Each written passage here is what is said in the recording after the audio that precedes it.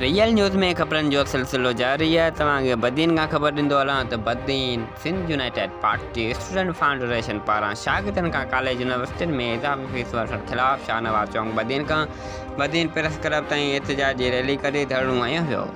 शागردن अॻवान गफ़ार गाॾाई दानिश तुमरा अता सिंधी मुजाहिद अंसारी अज़ीम मंदिरो احتجاج कंदे चयो त कॉलेज यूनिवर्सिटी में इज़ाफी फ़ीयूं वसूल कयूं पियूं वञनि, जंहिं सबबु ग़रीब शागिर्द फ़ीयूं नथा भरे सघनि।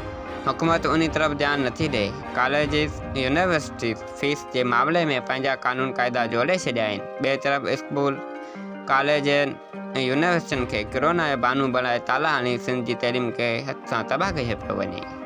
हिननि इहो मुतालबो कयो त शागिर्दनि खां कॉलेज यूनिवर्सिटियुनि मां इज़ाफ़ी फीस वसूल कंदड़ ख़िलाफ़ कानूनी कार्रवाई कई वञे। वधीक ख़बरनि लाइ ॾिसंदा रहो real news social media network अवाम जो आवाज़।